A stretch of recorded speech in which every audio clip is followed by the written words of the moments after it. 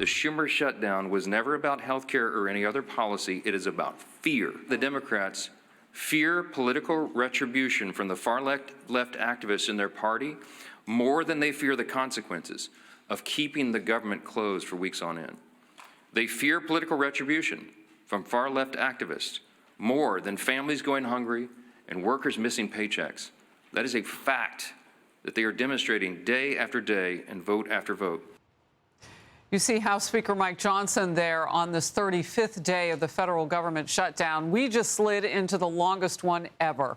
Minutes from now, the U.S. Senate will take the 14th test vote to reopen the government. And yet again, Democrats are not expected to come to the table. It's a 60-vote majority needed for this. So you'd need 5 Democrats to join the Republicans.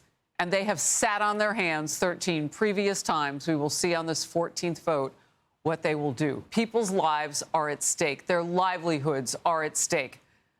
42 million people who depend on food assistance in this country waiting to see what will happen. The president looking at what he needs to shift to try to feed them by tomorrow. I mean, this is emergency territory, and Democrats up until now have been AWOL on this issue. The stalemate is again day 35.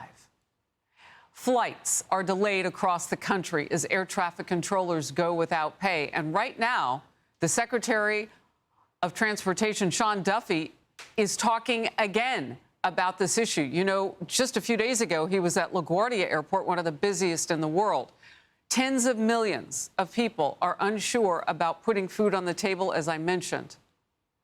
There is only enough money to partially fund the SNAP benefits at this point.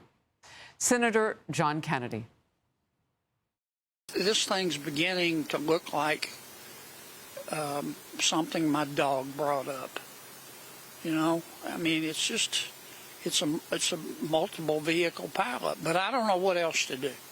I'm going to keep voting yes, and hopefully at some point my Democratic colleagues will vote yes. Senior congressional correspondent Chad Pergram on Capitol Hill. Chad.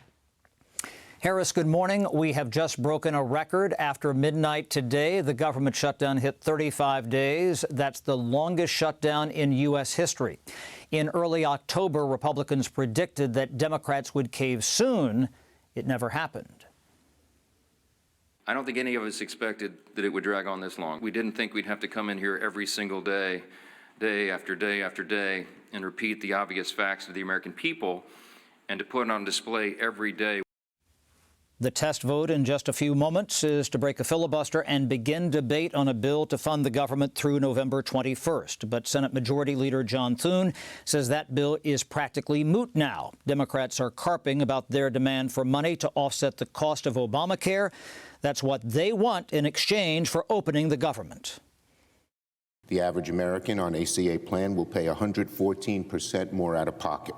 4 million Americans will lose health insurance entirely. A 60-year-old couple earning $85,000 could pay a staggering $22,600 more a year. How the hell are they going to afford that? Now, flight delays are piling up. Concerns about SNAP are lingering. President Trump says he will only give them out unless the government is open. And the shutdown is now harming the economy.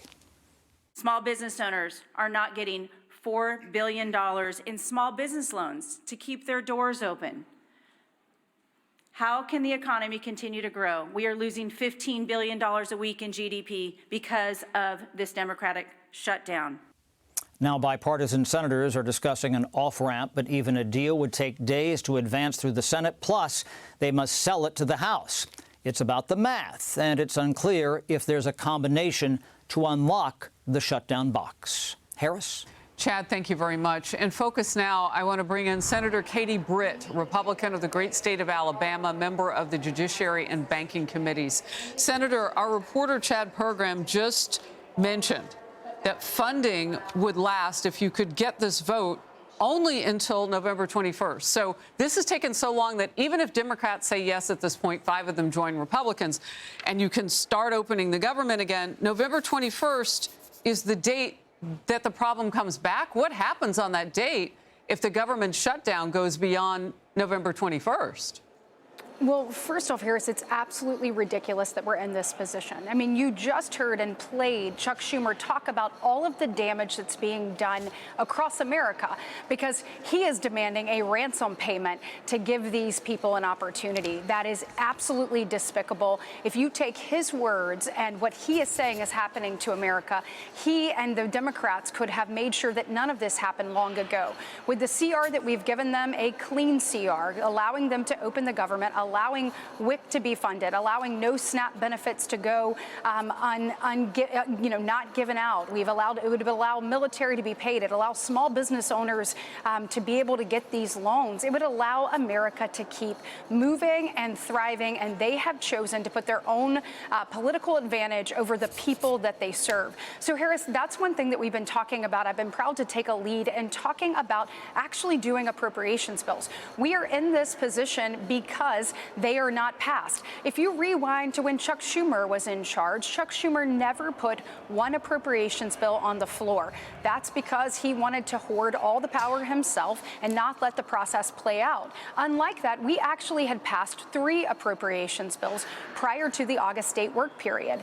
Look, when we're looking at how to move forward, Harris, if we're able to move those bills, that 3-bill package forward, it would fund WIC, it would fund SNAP, it would fund our veterans, it would fund our Capitol Police. It would actually allow these things to function for the remainder of the year and get us back moving. So that's one pathway forward to kind of sort of start to break this logjam and tell Democrats we're done with their ridiculousness. My time is short with you. I know you all are working hard, so I don't want to miss an opportunity. What happens if you go past November 21st? Look, we can't go another week. The Democrats need to do the right thing and open back up the government. They know real people are paying the price, Harris. There is nowhere that I went across the state of Alabama where people didn't tell me a story about not being able to make ends meet, not being able to feed their family, not being able to pay their bills. So Democrats need to realize there are real consequences, detrimental consequences for hardworking Americans and Americans who need assistance because of their political games. So we have to open it up, and it needs to be now. And I'm hopeful that we can build that coalition to at least start moving this, move this 3-bill package. I think that that's a game changer. Obviously, we can work on this. And I think that that's what we need to do, and I hope that that's what happens. Senator, I understand you met with the leader of the Democrats in the U.S. Senate, Chuck Schumer. You've heard the president call this the Schumer shutdown. How did that go?